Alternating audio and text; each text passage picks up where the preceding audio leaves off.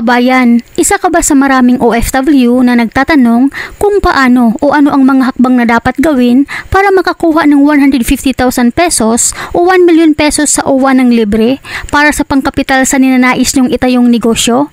Ito ang video na paniguradong makakatulong sa inyo, kaya't dapat nyo ito mapakinggan at malaman dahil marami po sa mga OFWs ang hindi pa nakakaalam sa programang ito ng OWA.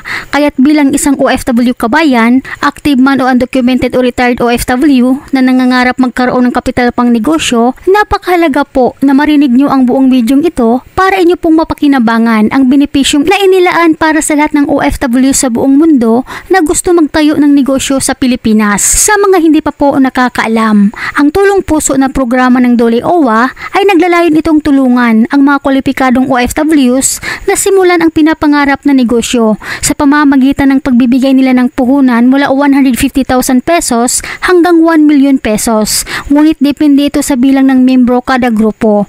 Libre itong ibigay sa mga OFWs basta kayo ay interesado magtayo ng negosyo.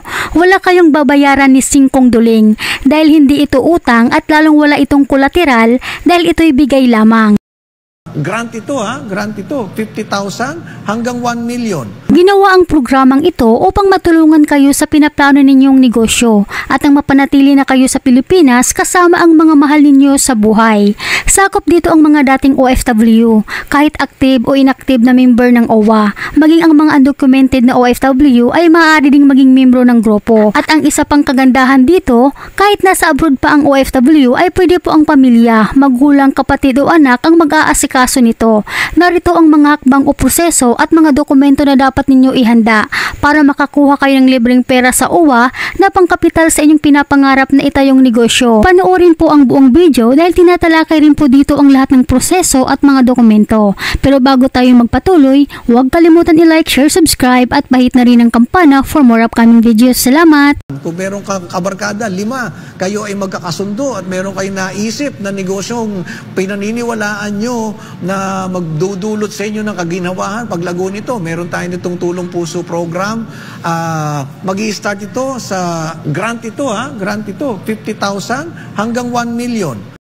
Sa mga gustong sumubok po nito, katulad nitong tulong puso program ng OWA, para po to sa mga gustong magtayo ng negosyo habang kayo po ay nasa Pilipinas na. Kasi OFW nga po kayo, tapos umuwi na. Isa po ang OWA sa mga katulong sa'yo. Pero itong binuo nila na tulong puso program is para po ito sa group, hindi po ito para sa individual. Yung pera na ibibigay sa atin bilang grupo, yun po yung itatayo natin ng business, tapos palalaguin yung negosyo at yung kita nun, yun yung napupunta isa-isa sa atin na grupo. Pero syempre hindi naman pwede na isa lang yung kikilos kasi tinawag nga na grupo, so parang lahat tayo ang dapat kumilos. Kung mayroon kayong kakilala na OFW din na malapit lang sa lugar nyo, so yun ang pipiliin nyo na maging kagrupo nyo. Hindi yung kagaya ko or mukha ko tapos ako yung pipiliin nyo na kagrupo. So parang sobrang layo. Ang pipiliin mong kagrupo, kung saan yung mas malapit sa lugar ninyo, yun ang pipiliin nyo bilang kagrup nyo. Tapos magtayo kayo ng 10 tao sa isang group. Tapos pag meron na kayong group, yung bawat member ng group nyo, ipaparegister nyo daw yun sa DTI at saka sa DOLE. Para yung grupo nyo, yung name ng organization nyo, marehistro sa DOLE o di kaya sa SIC o di kaya sa DTI para maging acceptable yung form na in-apply nyo. Tapos, bubuo kayo ng business plan at isa-submit nyo. Ang sabi ng isang representative ng OWA, bibigyan nila ng chance yung mga katulad nating OFW at depende sa business plan na bubuuin nyo.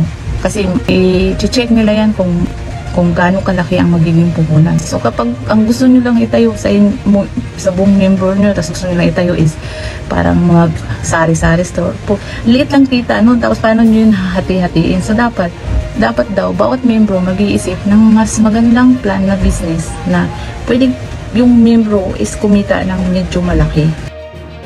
At kapag natanggap yung grupo nyo, isa sa mabibigyan ng puhunan, ipapatawag kayo ng OWA at kung ano yung napili nyo na negosyo, parang iti-training kayo kung paano yun palalaguin. Tapos, dun na mag-start.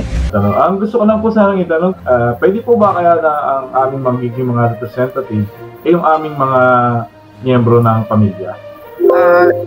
Yeah, short answer is yes. Dito po sa Tulong Puso ay po pwede pong mapasama yung mga relatives po ng ating mga OFWs, ano? So po pwede po. At subukan po ninyo at kung pagtikim ninyo sa panlasa ninyo ay napakapait pala, sige sabihin niyo sa akin at tutulungan namin kayo para masolusyonan ang inyong concern tungkol doon sa programa. Walang palakasang system po dito. Wala tayong pinapaboran na anumang grupo. At kung meron kayong karanasan sa OWA na sa tingin niyo meron kaming pinaboran, isang OWA official o employee, kahit sino sa OWA na sa tingin niyo may pinaboran kaming grupo to the disadvantage of another, ay isumbong niyo lang po sa akin at yung hotline natin na 1348. Kahit po yung mga tumatayong magiging abogado o kamag-anak ng official na abogado ng isang grupo, i-report nyo rin po sa akin, isumbong nyo po sa akin dahil hindi po pwede sa amin yung ganyan.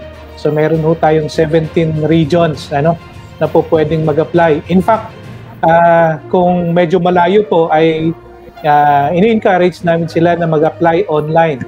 So meron tayong online platform para po i-receive lahat ang mga documents na kailangan po nilang i-submit. So essentially, this is a grant, sabi nga po ni admin, na tulong from a minimum of 150,000 pesos para dun sa minimum group na 5 members at lumalaki po siya hanggang 1 million, maximum of 1 million grant ang po pwede nating maibigay sa ating mga OFWs, grupo ng mga OFWs. Kailangan lang pong, mag-submit sila ng requirements, tapos wala naman siyang quota per region. So mas maraming applications ang nare-receive ng ating regions, ay mas marami pong matutulungan.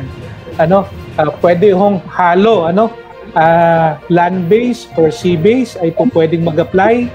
Ang mga naman ang mga programa or mga pwede nilang pasukin. So basically po lahat related to agriculture, nakikita ho natin marami.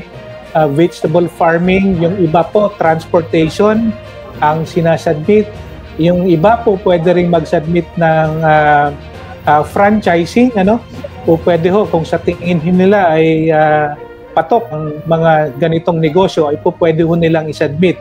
So doon sa business plan po ay napapaloob doon na at least sama-sama sila at may decision silang yun atahakin na programa para sa kanilang mga grupo, and eventually pag nagbigay po ng na-approve po ito, gusto ho natin na masigurado na talagang magsisimula at makikinabang ang grupo, kaya po hindi isang one time big time ang pagbigay po ng grant po nito. Una ay 20% muna ang ibibigay. Ngayon kung nakapag-register po sila sa local, sa munisipyo or sa BIR, ang susunod naman po ay 50% based doon sa makukuha nilang grant. At ito po ay panimula na pagbili ng mga gamit na kakailanganin, at kung nakabili na po sila ay ibibigay na rin po yung remaining 30%.